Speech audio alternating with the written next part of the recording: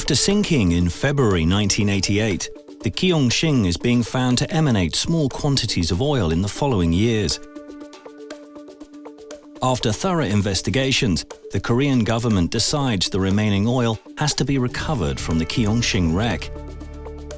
This proved a risky project due to the bad state of the pipelines and other appendages on deck of the Kyongshing. SMIT Salvage has engineered a unique technique to carry out this oil recovery. The higher viscous oil will be heated using a steam boiler. A special heating element is injected into the oil tank. The thick oil thins and gets pumped around slowly. A standpipe was used to control the oil pressure within the tank. When the oil is heated sufficiently, it gets pumped up. On board of the Borneo, the oil-water mixture is pumped into the oil-water separation tank to separate oil from the water. In order to carry out this operation, SMIT brings the necessary parts together in Singapore. First, SMIT brings their main craft, the SMIT Borneo, to Singapore, where it's ready to be rigged up for the oil recovery from the Kyongshing. Equipment from all around the world gets shipped or flown in.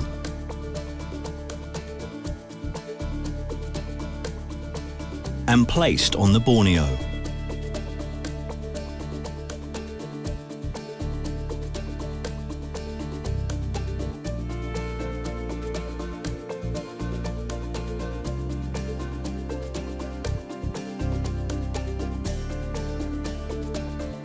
Next, it takes 16 days to tow the Borneo via the port of Pohang to the site.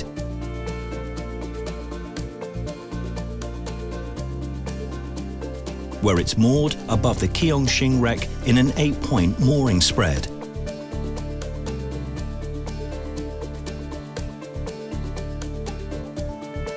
The wreck is located on the seabed at a depth of almost 100 meters. To perform the work underwater, the 6 divers have to get into a saturation tank in order to get used to the pressure. The pressure in the tank is equal to the pressure at 100 meters deep. Divers will stay in the sat tank for the entire operation. The first job of the divers is inspection of the wreck. Before the oil recovery can commence, the deck has to be cleared of mud and sediment. When the deck is cleared, the installation of the heater, extraction return point and standpipe is done by using the hot tap. Hot taps are used to make an opening in the ship's hull without a spillage of oil. First, the base plate and valve are connected on the deck by drill tap studs. Hereafter, the milling machine is connected on top of the valve.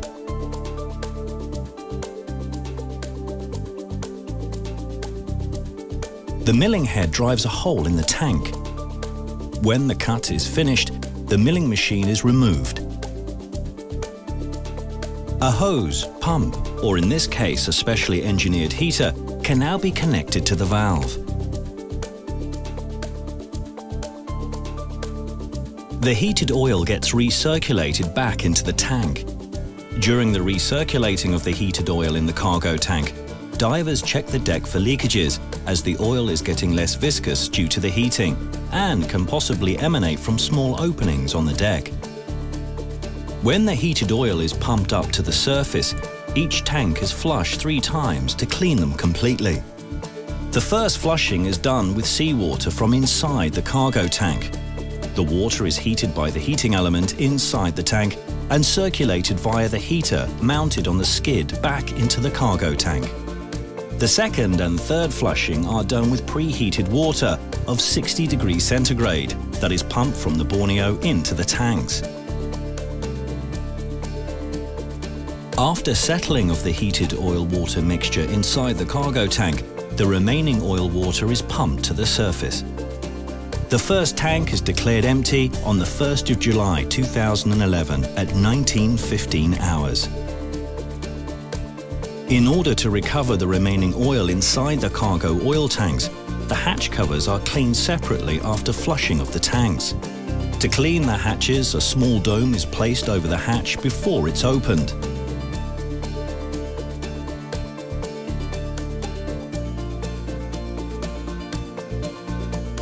The remaining marine diesel oil is recovered from the engine room tanks.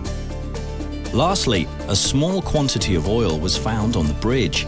This small quantity of oil could not be pumped and recovered due to the fact that it was soaked into insulation material. Finally, the ship is inspected by the divers, under the supervision of the COEM's representatives. Except for a large crack in one of the center pipelines, no abnormalities were found during the final inspection. On deck of the Borneo, the oil-water mixture is let into the oil-water separation tank. After separating oil from the water, the remaining oil is being transferred to the COEM bunker barge. After 21 days, the operation is successfully completed.